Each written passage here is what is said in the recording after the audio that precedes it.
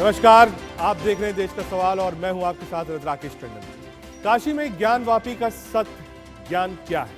मंदिर मस्जिद के बीच ज्ञानवापी की असली पहचान क्या है? ज्ञानवापी का सच क्या है? इन तमाम सवालों को लेकर पिछले कई महीनों से लगातार इलाहाबाद हाई कोर्ट से लेकर सुप्रीम कोर्ट तक सुनवाई हुई और आज ज्ञानवापी पर इलाहाबाद हाई कोर्ट ने बड़ा फैसला सुनाया। कोर्ट ने अंजुमन इंतजामिया मस्जिद कमेटी की याचिका को खारिज करते हुए ज्ञानवापी मस्जिद के एएसआई सर्वे को हरी झंडी दी है। दरअसल 21 जुलाई को वाराणसी जिला जज ने ज्ञानवापी की एएसआई सर्वे का आदेश दिया था। मुस्लिम पक्ष ने पहले सुप्रीम कोर्ट और फिर हाई कोर्ट में एएसआई सर्वे के फैसले को चुनौती दी थी। अब हाई कोर्ट ने सर्वे को लेकर मुस्लिम पक्ष की याचिका को खारिज कर दिया, जिसका मतलब है ज्ञानवापी परिसर में सर्वे का रास्ता बिल्कुल साफ है और अब कल से ज्ञानवापी परिसर में सर्वे का काम शुरू होगा।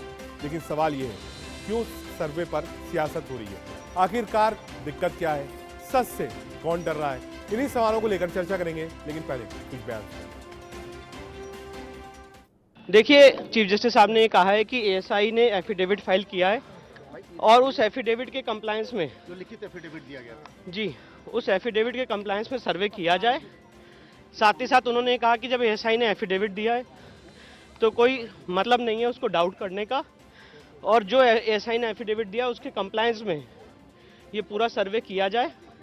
डिस्ट्रिक्ट कोर्ट का फैसला तत्काल प्रभाव से प्रभावी हो चुका है, ये भी आदेश में हुआ, और सिविल सूट जल्दी से जल्दी डिसाइड किया जाए, इसमें कोई एडजमेंट ना हो, ये भी कोर्ट ने आदेश पारित किया। हृदय से स्वागत करता हूं और मुझे पूरा विश्वास है कि एएसआई की सर्वे के माध्यम से सच्चाई बाहर आएगी और ज्ञानव्यापी का जो विवाद है श्री राम जन्मभूमि विवाद की तरह इसका भी निर्णय होगा, निस्तारण होगा और शिव भक्तों की जो मनोभावना है, मनोकामना है वो भैया मंदिर हो या मस्जिद, वो सबका एक ही है। आप उसको मंदिर में देखिए या मस्जिद में देखिए। याचिकाकर्ताओं ने जो बात कही थी वो यही कही थी कि सर्वे से उसका जो मूल स्वरूप है उसमें कहीं ना कहीं उसके नुकसान होने का खतरा है। ऐसे में अदालत ने किस पहलू के आधार पर यह फैसला दिया वो जजमेंट पढ़ने के बाद कहा जा सकता है, लेकिन जो 1991 का पूजा स्थल अधिनियम है वो इस देश के कानून का एक हिस्सा है और मुझे लगता है कि कानून को सरकार को भी मानना चाहिए, क्योंकि ये फैसला या ये सर्वे कहीं ना कहीं देश में एक वैमनस्यता का माहौल खड़ा करेगा। सीधे अपने पैनल पर चलें, लेकिन उससे पहले देश का सवाल क्या है? देश का सवाल है, सर्वे से जब सच सामने आएगा तो विरोध किस बात का है? पहला। दूसरा, ज्ञानवापी की सच्चाई सामने आए, इससे किसको परेशानी है? क्यों हर धार्मिक मामले में सियासत शुरू हो जाती है? क्या ज्ञानवापी पर दोनों पक्ष बाहर समझौता कर सकते हैं? ये 3-4 सवाल है। हमारे साथ एसएन सिंह, प्रवक्ता भारतीय जनता पार्टी की तरफ से, पवन सिन्हा सर, हिंदू धर्मगुरु हमारे साथ हैं, पारुल खेड़ा, याचिकाकर्ता ज्ञानवापी के हमारे साथ हैं, सैयद जवाद, राजनीतिक विश्लेषक, और मौलाना इब्राहिम चौधरी भी हमसे जुड़ेंगे। साथ ही साथ रोहित अग्रवाल, प्रवक्ता आरएलडी की हमारे साथ है। शुरुआत पारुल खेड़ा जी आपसे करना चाहूंगा, क्योंकि पिटिशनर आप ही थी। आज एएसआई के सर्वे को इजाजत मिली है, क्या आप वहां पहले जाती थी? पूजा अर्चना जो साल में मिलता था वक्त करने का, आप करती थी। लोग इस एएसआई सर्वे का भी विरोध कर रहे थे, इसके पीछे क्या मंशा हो सकती है? और आज का जो जजमेंट है एज अ पिटिशनर, कितना बड़ी जीत है आपके लिए? देखिए राकेश जी, सत्य परेशान हो सकता है, पराजित नहीं। और यही लड़ाई है सत्य की, बेसिकली कि हमारे को जो हमारा जो अधिकार है पूजा करने का, नियमित पूजा करने का अधिकार, जो अभी सिर्फ वर्ष में एक ही बारी मिलता है। जैसे कि हम सब जानते हैं 93 तक वहां पर नियमित पूजा होती थी, किंतु कुछ जो पॉलिटिकल वेंडेटा की वजह से वो रुक गई। हम वही चाहते हैं कि हमें पूजा का अधिकार मिले, जो हमारे आराध्य पिछले साल 16 मई को हमारे सामने प्रत्यक्ष हमें मिल चुके हैं, उनकी पूजा का अधिकार मिले। तो इसीलिए ये एएसआई सर्वे की जांच की हमने मांग करी थी कि इसका एएसआई सर्वे हो और ये सबके सामने आ जाए। क्योंकि देखिए, एक पक्ष ये बार बार फुआरा फुआरा कहता है, जो कि हमारे आस्था, हमारे धर्म को ठेस पहुंचाता है। तो तो हम ये सब चाहते हैं कि दूध का दूध पानी का पानी हो जाए, सबके सामने आ जाए कि ये शिवलिंग है कि नहीं है, ये मंदिर है कि मस्जिद है, सबके सामने सत्य है। और जो भी जिसके भी हक में फैसला हो, चाहे वो मुस्लिम पक्ष हो चाहे हिंदू पक्ष हो, सत्य सबके सामने वैसे तो उजागर है ही, और जिसके हक में और मुझे फैसला लगता है है कि उनको लोग भी यही अधिकार चाहते मिले। हैं, क्या सच है वो सामने आए। ठीक है पवन सर, आपके पास आ रहा हूं, सैयद जवाब भी जुड़ गए। एक बार एसएन सिंह के पास। सिंह साहब, जो योगी आदित्यनाथ जी ने कहा था, कहा मुस्लिमों से ये ऐतिहासिक भूल हुई है, जब त्रिशूल वहां है तो मस्जिद कैसे होगी। लेकिन लोग ये कह रहे हैं कि साहब अब 24 की लड़ाई बिल्कुल सामने है, इसलिए अब एक नया मुद्दा अयोध्या के बाद बीजेपी लेकर आ रही है। रजत जी, दो बातें इसमें, एक तो योगी जी ने जो कहा और दूसरा जो है ये राजनीतिक मुद्दा। हम सबसे पहले शुरुआत करते हैं योगी जी के कथन पे। मुझे लगता है कि इसके पहले जब राम जन्मभूमि का मुद्दा चल रहा था तब भी तत्कालीन प्रधानमंत्री ने बयान दिया था, कपिल सिब्बल ने बयान दिया था, पी चिदम्बरम साहब बयान दिए थे, और किसी भी परिवार का मुखिया, प्रदेश का मुखिया, देश का मुखिया ये राय व्यक्त कर सकता है कि ये सत्यता है। अगर सब लोग आपस में मिलकर, कोई भी विवाद के 4 आधार होते हैं, उन आधारों में से एक आधार समझौता भी होता है। अगर बड़ा दिल दिखाते हुए आप ऐसा कहते हैं तो मुझे नहीं लगता है कि परहेज करनी चाहिए, पहली बात। दूसरी बात, तो उन्होंने कहा कि भैया दुनिया के किसी भी मस्जिद में आप दिखाइए, शंख नहीं, चक्र नहीं, गदा नहीं, त्रिशूल नहीं, जो चीज़ खुली आंखों से देख सकते हैं। दीवालों पे भी आप जाएंगे तो देखेंगे देवी देवताओं की आकृति है। धार्मिक आधार पे आप मानेंगे तो पुराणों में इस बात को लिखा गया है कि जब ज्ञान देना था पार्वती जी को तो शिव जी ने अपने त्रिशूल से, जब गंगा धरती पे अवतरित नहीं हुई थी, ऐसा पुराणों में लिखा हुआ है, तब उन्होंने ज्ञानवापी ज्ञान के कुएं को अवतरित करके, जल अभिमंत्रित करके और वहाँ पे उनको ज्ञान देने का कार्य किया है। अब आइए, ये औरंगजेब जब 1669 में अंग्रेज जो आक्रांता इसको तोड़ता है, वो भारत का तो था नहीं कि भारत के किसी व्यक्ति को उससे तकलीफ पहुंचे। उसके बाद उस समय के समकालीन इतिहासकारों ने भी लिखा है कि अंग्रेज जब उस मंदिर को तोड़ देता है, उसके बाद भी भारत के बहुत सारे लोग उस चौखट पर जाते हैं, माथे टेकते हैं। चौथा आधार आप आइए, लोग कहते हैं कि वर्शिप एक्ट वहाँ पे लागू होगा, कैसे लागू होगा। 1609 में जब पहली बार ये विवाद जन्म लेता है, मुझे लगता है उस समय न भारतीय जनता पार्टी, न समाजवादी पार्टी, न कांग्रेस।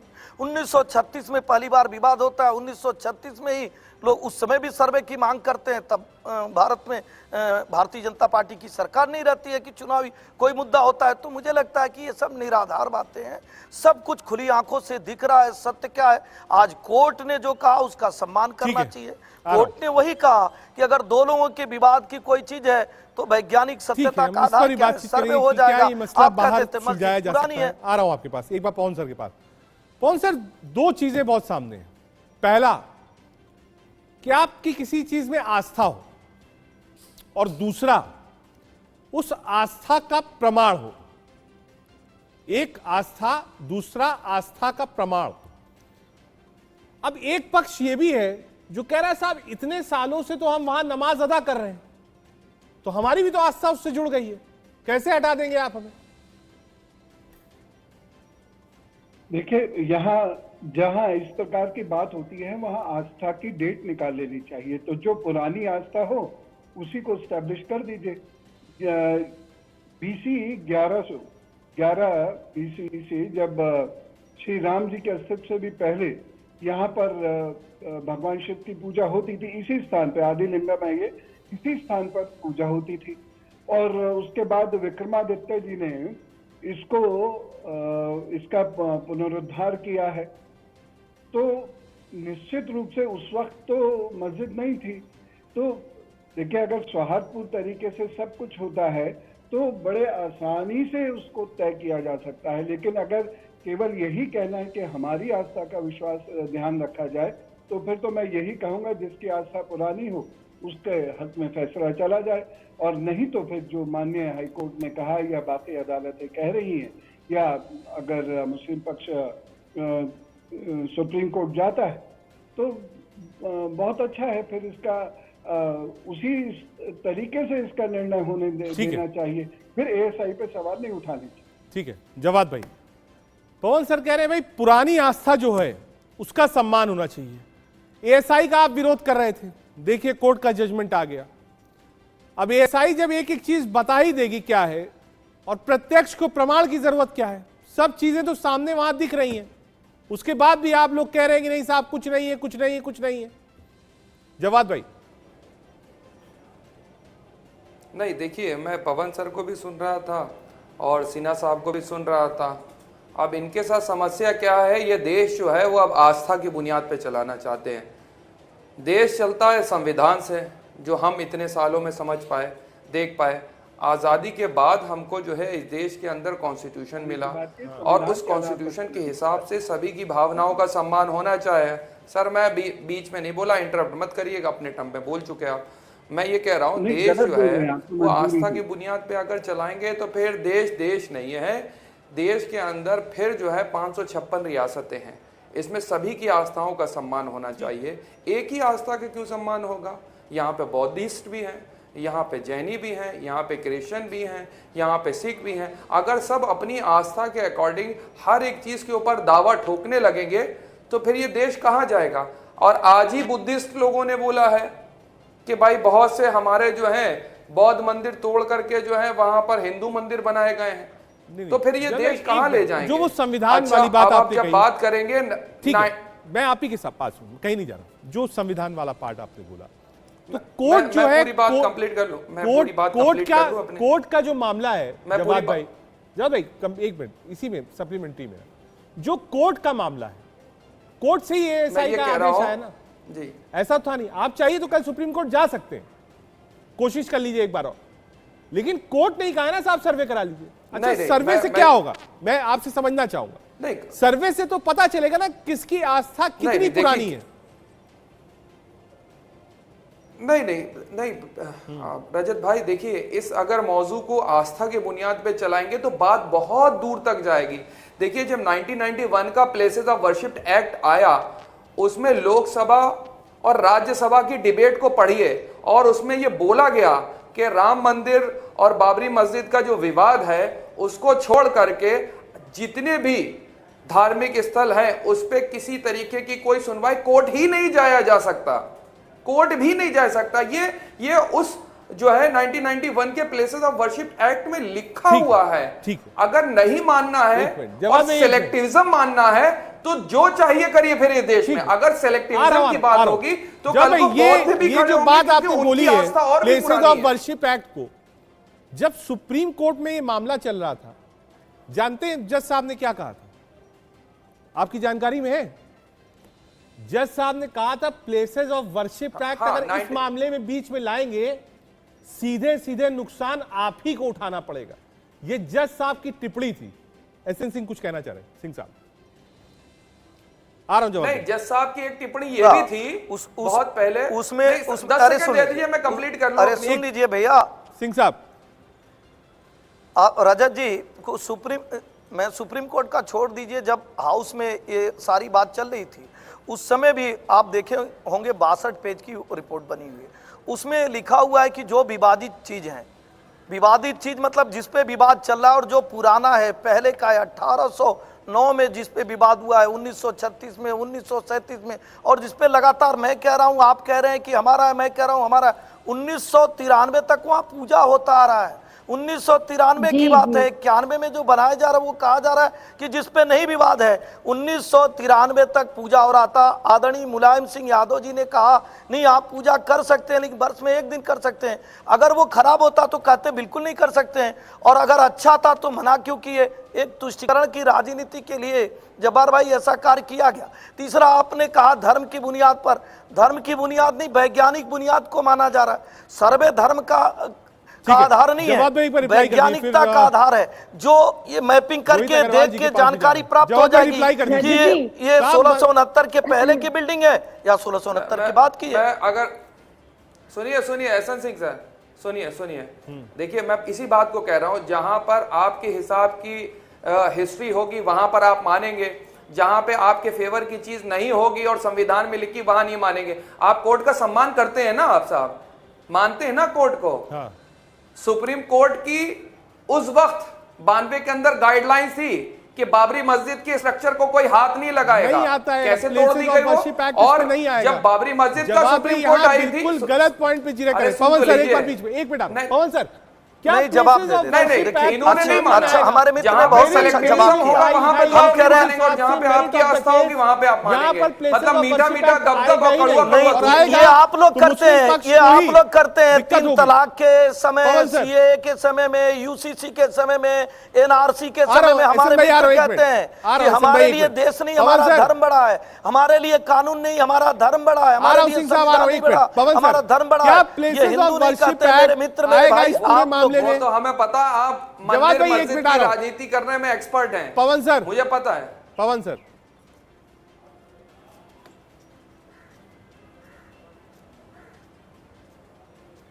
आवाज मिली पवन सर आपको? There is no audio. ठीक है, आता हूं ऑडियो आपके नहीं पास। आ रही हमारी भी। हाँ, ऑडियो नहीं आ रही ना। एक बार रोहित अग्रवाल जी के पास है। पता नहीं। रोहित, राजनीतिक पक्ष इसका क्या है? कई लोग इसको 24 के चुनाव से भी जोड़कर देख रहे हैं। कहा अयोध्या एक इशू था क्योंकि मंदिर वहां तैयार हो जाएगा 24 में, कहा उसके बाद बनारस और फिर मथुरा, कहा ये क्या ये एक एजेंडा हो सकता है 24 के चुनाव के लिए भी? पुरानी है कि जब 2 बिल्लियां लड़ाई लड़ती हैं तो बंदर रोटी ले जाता है। तो आज यही स्थिति हो चुकी है इसमें कि 2 पक्ष लड़ाई लड़ रहे हैं। अभी हमने आपके डिबेट पे भी देख लिया कि भाई मुस्लिम पक्ष अपनी बात रख रहा है, हिंदू पक्ष अपनी बात रख रहा है, दोनों मानने को तैयार नहीं। तो उसका सोल्यूशन क्या है भाई? जिस समय मंदिर तोड़ा गया या मंदिर के ऊपर कब्जा करके मस्जिद बनाई गई, उस समय तो राजतंत्र था देश में, पर आज तो राजतंत्र नहीं है ना, आज तो लोकतंत्र है। तो लोकतंत्र तो संविधान से चलेगा, बाबा साहब के द्वारा रचित संविधान से चलेगा। अब उसका फैसला तो कोर्ट में ही पॉसिबल है भाई, अब रोड पे तो उसका फैसला हो नहीं सकता। और अगर आप जहां तक ये बात करते हो कि भाई आपसी सौहार्द से कर लो, तो आपसी सौहार्द तो कोर्ट में मूव होने से पहले आपसी सौहार्द बन सकता था।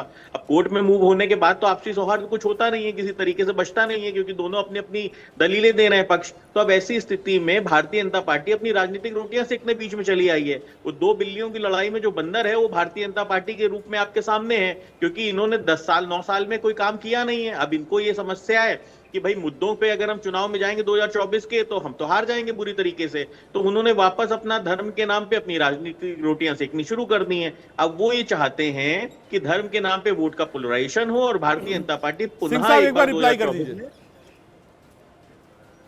देखिए, हमारे मित्र को ये समझना चाहिए कि अच्छी बात है, राजनीति करना चाहिए। हम राजनीति करने आए हैं तो राजनीति करेंगे, लेकिन फाउंडेशन डे से हमने एक नारा दिया और एक कहावत है कि एक ही साधे सब सधे, सब साधे सब जाए।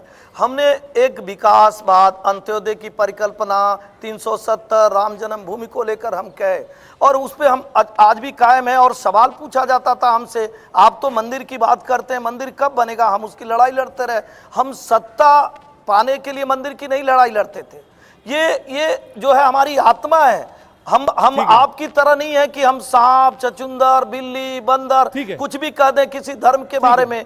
आज कितना अच्छी रजत जी ने एक छोटी सी बात बताई, हमने भी बताया कि वैज्ञानिक आधार को लेके जा रहा है, देश संविधान से चल रहा है, तो संवैधानिक आधार पे ही सुप्रीम कोर्ट का फैसला हुआ। और आदरणीय मित्र हमारे, आपको समझना पड़ेगा। आ रहा हूं आपके पास, आ रहा हूं एक बार पवन सर के पास। पवन सर, क्या मेरी आवाज आपको मिल रही है?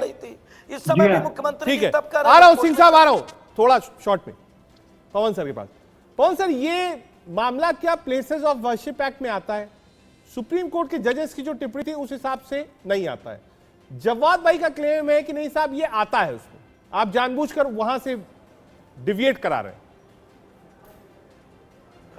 कई बार डिबेट्स में आपके साथ डिबेट जब भी हुई है, मैंने उसमें तब भी ये बात को रिपीटेडली कहा था कि 1991 का जो प्लेसेस ऑफ वर्शिप एक्ट है वो दूसरी तरीके से लागू होता है, लेकिन जो बिल्डिंग्स मॉन्यूमेंट के दायरे में आती हैं उस पर वो नियम लागू नहीं होता।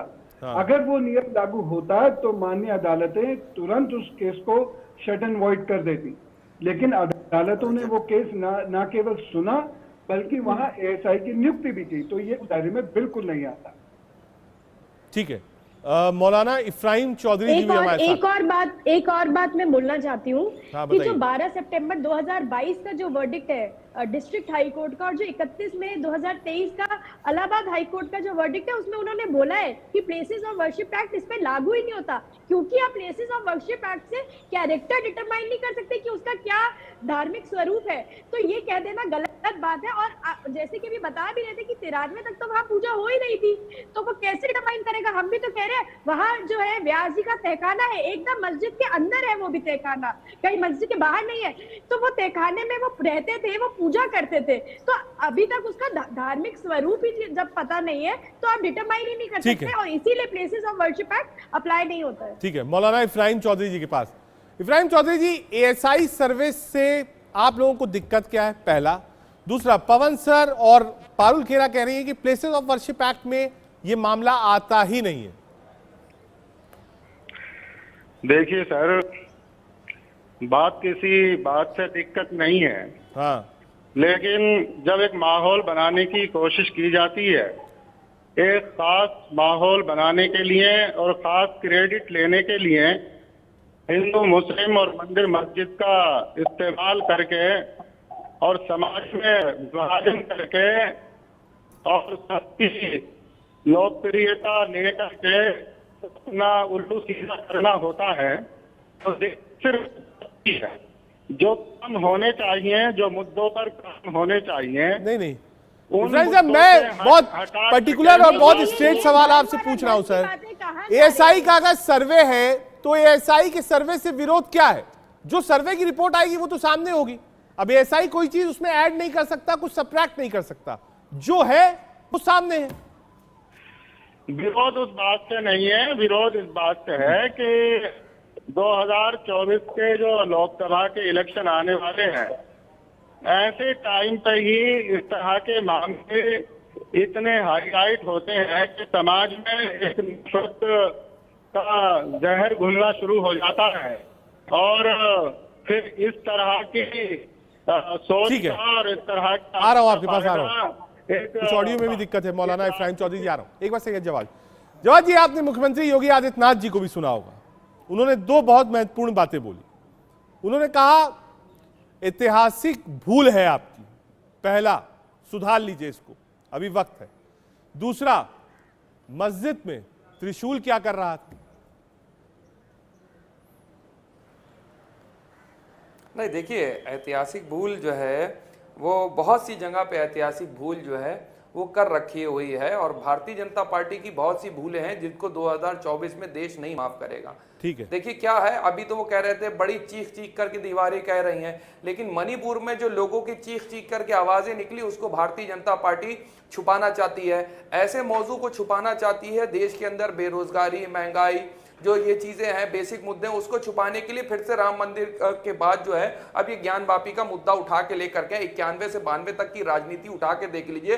भाजपा की जो राजनीति है वो कभी मूल मुद्दों पे नहीं रही, वही हिंदू मुस्लिम मस्जिद मंदिर के नाम के बीच की ही इन्होंने करी। और पहले क्या कहते थे, इससे हमको कोई लेना देना नहीं, इससे हमको कोई लेना नहीं, भारतीय जनता पार्टी का कोई लेना देना नहीं। बीच में तो इन्होंने अपने प्रवक्ता भी देना बंद कर दिए थे। नुपुर शर्मा के बाद आपको पता हो बीच में आए थे और फिर नुपुर शर्मा बाहर कर दी गई। उसके बाद अब फिर योगी आदित्यनाथ जी ने मोर्चा संभाला है, बड़े बड़े भाजपा के मंत्री और नेता बोलने लगे। वो मैं बार बार कह रहा था कि खेल तो वही खेला जाएगा जो जिसने सीखा है। अरे भाई, आप मुद्दों की राजनीति कर नहीं पाएंगे, पहले आप प्रवक्ता नहीं दे रहे थे, अब क्यों दे रहे हैं? और फिर उछालने के बाद से ये मुद्दा उठाइए। नहीं, हम ये नहीं कह रहे, हम ये कह रहे पहले ये कहते थे, इन्हीं के बड़े बड़े मैंने नेताओं से बात करी, चीजें करी, नहीं ज्ञानवापी के ऊपर अपने प्रवक्ता नहीं देंगे, लेकिन अब तो खुला खेल है ना। वो राहत इंदौरी साहब का एक शेर है ना, बड़ा मशहूर, के अंदर का जहर चूम लिया, धुल के आ गए, और जितने शरीफ लोग थे सब खुल करके आ गए। अब तो कोई ढका छुपा खेल नहीं, बोलिए ना कि हाँ भाई हम हिंदू मुसलमान मंदिर की राजनीति करते हैं, तो क्या है? राजा जी देखिए, हमारे मित्र ने स्वयं ही कहा कि 1980 से 90 के दशक की भी देख लीजिए, भारतीय जनता पार्टी मंदिर के लिए आवाज उठाती थी, निश्चित तौर पे आवाज उठाती थी। और हमारे अटल बिहारी वाजपेयी जी से पार्लियामेंट में सवाल पूछा गया, आप तो बड़े पत्रकार हैं, आप देखते होंगे, उन्होंने वहां कहा, मणिपुर पे नहीं बोलेंगे, नहीं ऐसे नहीं राजा जी, गलत सुन लीजिए। अब इनसे पूछा जाए कि भैया 90 साल पहले इंडोनेशिया, बांग्लादेश, पाकिस्तान, इजिप्ट, ये सब 3 तलाक को हटा देते हैं, हिंदू मुसलमान के, अरे कब तक ये देश के अंदर आप चलाते रहेंगे?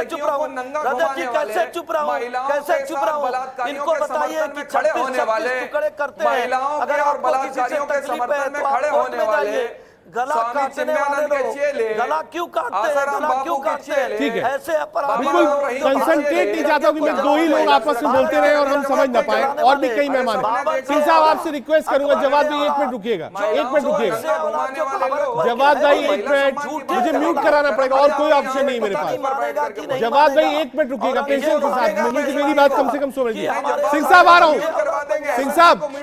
सिंह साहब 2 मिनट दे दीजिए। विरोध करना है। एसएन सिंह 2 मिनट दीजिएगा, आ रहा हूं आपके पास। पीसीआर म्यूट कर दीजिए, अगर नहीं चुप होते तो म्यूट कराना पड़ेगा, माफी के साथ कह रहा हूं। एक बार पवन सर के पास जाना है।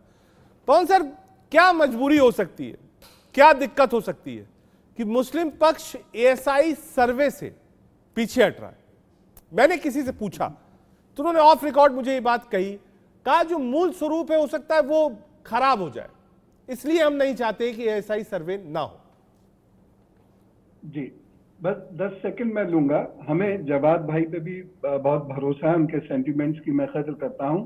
सारे मुसलमान भाइयों पर भी बहुत भरोसा है, और हमने जो भी लड़ाई लड़ी है केवल आस्था के आधार पर नहीं लड़ी है, कानून के आधार पर लड़ी है। पारुल जी अपनी घर गृहस्थी दांव पर लगा के लड़ाई लड़ रही है, वो कानून की मदद से लड़ रही है, ऐसा नहीं है। अब चौथी बात आती है, वो कहते हैं कोई और मुद्दा ही नहीं है मंदिर मस्जिद के अलावा। क्या मंदिर मस्जिद मुद्दा नहीं है? क्या संस्कृति मुद्दा नहीं है? सिविलाइजेशन मुद्दा नहीं है? अब पांचवी बात आती है जो आपका मूल प्रश्न है, वो ये है कि एएसआई के हाथ में जैसी चीजें जाएंगी, सारी की सारी फिगर्स, पिक्चर्स, वो एक्सरे जो फिल्म होती है उस पर उतरकर चली आएंगी, और यहीं से प्रॉब्लम शुरू होगी, क्योंकि माननीय अदालतें उसी के आधार पर डिसीजन दे देंगी। और ये ऐसा लग रहा है कुछ लोगों को कि वो डिसीजन हमारे खिलाफ चला जाएगा, इसीलिए वो एएसआई का वह विरोध कर रहे हैं। एएसआई ने हलफनामा दिया है कि हम किसी भी हालत में वहां कोई तोड़फोड़ नहीं करेंगे। एएसआई एक रिस्पॉन्सिबल बॉडी, उस पर विश्वास करें और कानून पर विश्वास करें। जी, और कोर्ट ने भी यही डायरेक्ट किया है कि बिना किसी तरीके की क्षति पहुंचाए हुए आप जांच करें, जीपीआर के माध्यम से हो, डेटिंग के माध्यम से हो, या कोई अन्य आधुनिक साइंटिफिक इन्वेस्टिगेशन के हो। अभी एस्कवेशन की बात नहीं की गई है, इफ रिक्वायर्ड बोला गया है। मौलाना इफ्राहिम चौधरी, अभी कोई वो नहीं है। सवाल यही है, एएसआई सर्वे से डर किस बात का? सच सामने आने दीजिए, पता चल जाएगा मंदिर था, मस्जिद है, क्या है, मूर्तियां कब की हैं, स्वास्तिक का निशान कब से है। देखिए, पूरा मामला माननीय न्यायालय के साथ विचाराधीन है, और जो भी बेहतर उसमें न्यायालय को लगेगा। इकराम भाई आ रहा हूं आपके पास, कुछ ऑडियो में दिक्कत है, आ रहा हूं, एक बार पीसीआर रिकनेक्ट करिएगा।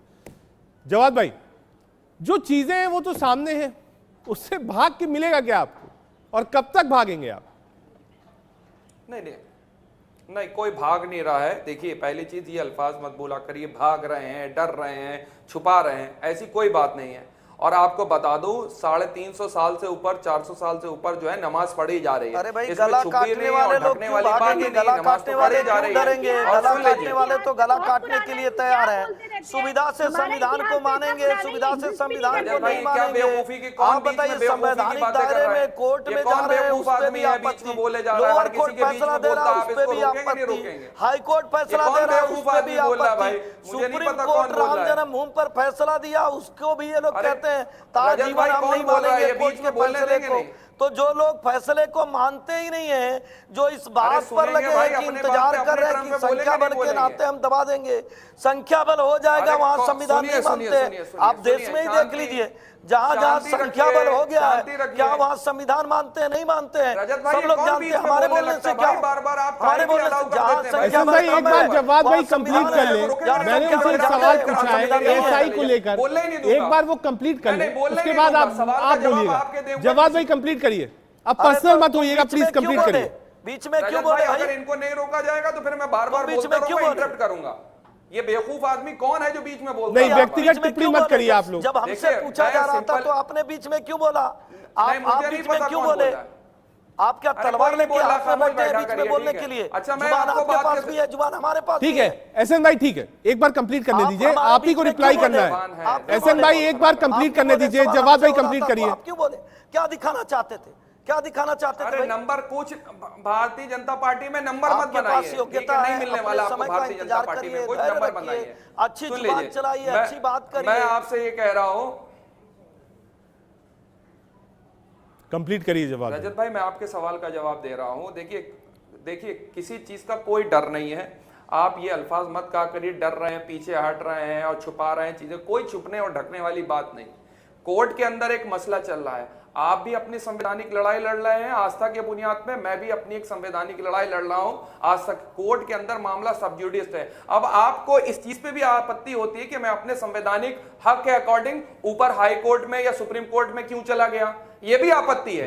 आपको जो संविधान ने हक दिए हैं, जवाब भाई आपत्ति इस बात पर थी, जवाब भाई आपत्ति इस बात पर थी कि आपने कहा साहब एएसआई का सर्वे मत कराओ। ये तो वैसी एहसन भाई एक मिनट रुकिएगा, नहीं ऐसे नहीं हो पाएगी डिबेट, बिल्कुल नहीं हो पाएगी ऐसे डिबेट। मैं आपकी बारी में आपके पास आऊंगा, आपको मौका दूंगा, एक मिनट रुक जाइए। जवाब भाई ये ऐसी बात है जैसे आपकी गाड़ी किसी पुलिस बैरिकेड के पहले रोकी जाए और कहा जाए साहब आरसी दिखा दीजिए, और आप कहें नहीं साहब मैं यहां नहीं दिखाऊंगा, आगे वाले चौराहे पे दिखाऊंगा, और कहीं साहब आरसी नहीं है। अरे साहब गाड़ी आपकी है तो आरसी आप ही दिखाएंगे ना, और तो कोई दिखाएगा नहीं। तो अब एएसआई भी एक तरीके की आरसी है, वो बता देगी कार्बन डेटिंग करके सब कुछ कि वहां क्या था, कब से है, क्या है। मैंने ये शब्द भागना इसलिए प्रयोग किया क्योंकि आप कोर्ट गए कि एएसआई का सर्वे मत कराइए, कोर्ट से आपको रिलीफ नहीं मिला। अब आप ही का सवाल के अंदर आप ही का जवाब, आप कह रहे गाड़ी चला रहे हैं, पुलिस वाले ने गाड़ी रोकी। अरे जो हम गाड़ी चला रहे थे आपने हमारी गाड़ी के ऊपर मुकदमा ठोक दिया, ठीक है। आप कह रहे हैं गाड़ी ही आपकी नहीं है। अरे जब हमारी गाड़ी होगी तभी तो हम दिखाएंगे आकर के।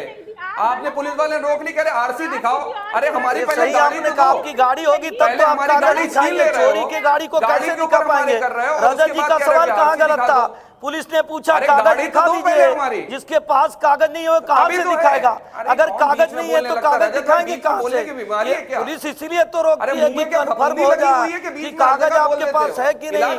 कागज रहता तो आप दिखा देते। आपने तो चोरी की गाड़ी की, आपने तो बहुत लोगों को हत्या करके मंदिरों को तोड़, अरे चोरी की गाड़ी, आप तो डकैती कर रहे हैं गाड़ी की करके, पता नहीं कैसे खुलेआम लूट कर रहे हैं, कर्म करके आप खुलेआम लूट रहे हैं। गाड़ियों की डकैती नहीं, आपने देश की खजाने को डकैती डाल रखी हुई, वो तो सभी को पता है। को तोड़ने का आपने तो डकैती पूरे भारत की अस्मिता के ऊपर डाल रखी है। आपसे बड़ा डकैत कौन है? आरसी दिखा तो दीजिए, भारत की संस्कृति को तोड़ने वाले आरसी दिखा दो, गाड़ी तो दो, पहले गाड़ी तो दो हमारी कि वो गाड़ी है नहीं, गाड़ी को ऊपर मुकदमा कर रखा, करे आरसी दिखाओ। ठीक है, एक बार पवन सर के पास, ठीक है एक मिनट रुकिएगा, जवाब दें पवन सर। जो एएसआई की टीम जाएगी, तीन बड़े चैलेंजेस एएसआई की टीम के सामने क्या होंगे? पहला, दूसरा और तीसरा, क्या करेगी एएसआई की टीम? लोग ये जानना चाहते हैं कि एएसआई की टीम वहां जाकर क्या करेगी। पवन सर देखिए, सबसे पहले तो यह है प्रशासन को हरकत में आना होगा जिससे एएसआई की टीम बिना किसी बाधा के अपना कार्य कर पाए। दूसरा जो एएसआई के सामने चुनौती है, और वो बड़ी चुनौती ये है कि एएसआई को वहां लेटेस्ट टेक्नोलॉजी का उपयोग करना होगा और किसी भी हालत में जरा सी भी तोड़फोड़ ना हो, क्योंकि माननीय अदालत ने स्ट्रिक्टली इसके लिए उन्हें डायरेक्ट किया है। तो ये एक चुनौतीपूर्ण बात है, ये आसान बात नहीं है, लेकिन विज्ञान ने बहुत तरक्की की है और हमारे पास ऐसे बहुत सारे इक्विपमेंट्स हैं, बहुत सारी ऐसी चीजें हैं जिसके आधार पर हम ये कर सकते हैं। और तीसरी जो बहुत महत्वपूर्ण बात है कि जितने साक्ष्य मिले उसको इतने कलमबद्ध उसको किया जाए, उसको इतने ठोस प्रमाण के रूप में सामने रखा जाए कि अदालतों को भी कहीं कोई संशय ना रहे कोई फैसला देने में। तो ये तीनों ही, एक प्रशासनिक, दूसरा तकनीकी और तीसरा न्यायिक, इन तीनों ही स्तर पर एएसआई को बहुत मुस्तैद होकर कार्य करना पड़ेगा क्योंकि ये सेंसिटिव मुद्दा है। ठीक है इफ्राहिम जी, एएसआई कल से अपना काम शुरू करेगी। देखिए, उसमें सभी का अधिकार है। अगर आप कोर्ट में भी जाने से रोक रहे हैं तो फिर कहाँ संविधान की बात कर रहे हैं और कहाँ कानून की बात कर रहे हैं? बिल्कुल चौधरी साहब, कोई नहीं रोकेगा आपको कोर्ट में। कैसे रोक सकते हैं? कैसे कोई भी रोक सकता है? संभव ही नहीं है। तो फिर मास्टर कोर्ट में विश्वास करिए, जो कोर्ट का फैसला आ रहा है कोर्ट में सुनवाई तो होने दीजिए, जाने तो दीजिए, कोर्ट के सामने अपनी जो परेशानी है तो जवाब भाई, एक ऑप्शन ये भी है कि कोर्ट से बाहर सुलह हो जाए, बैठ जाइए, आपस में मिल बैठ के बात कर लीजिए, वो ऑप्शन कैसा है जवाद भाई? नहीं देखिए रजत भाई, देश जो है वो भावनाओं के आधार पर नहीं चलता और ना आस्था की बुनियाद पे चल रहा है। एक बार जब मामला कोर्ट के अंदर पहुंच गया है, अगर कोई मामला सब जुडिस हो जाता है तो वो न्यायपालिका के थ्रू ही उसका जो पूरा प्रोसीजर होता है वो गुजरता है। अगर दो लोगों के अंदर विवाद है और एक जिद की बात है कि नहीं भाई तुम्हारी है, नहीं कह रहे हमारी है, तो हमारे देश में न्यायपालिका अगर ऐसा ही होने लगता तो फिर इस देश में न्यायपालिका क्यों है? और ऐसे बड़े बड़े डिसीजन न्यायपालिका सिंह साहब एक छोटा सा रिप्लाई, क्या पॉसिबल है कि आउट ऑफ कोर्ट सेटलमेंट हो जाए, भाईचारे में बात बन जाए? एक मिनट सिंह साहब, आपको किस लिए बुलाया था यहाँ पे? यहाँ तो सेटलमेंट की बात ही नहीं। रजत जी आपने मुझे डिबेट में बुलाया है, किस लिए बुलाया? सिंह साहब आ रहा हूँ, सिंह साहब ये और रहेगी, क्या आउट ऑफ कोर्ट सेटलमेंट हो सकता है? रजत जी आपने मुझे डिबेट में बुलाया है, सुनने के लिए बुलाया है क्या?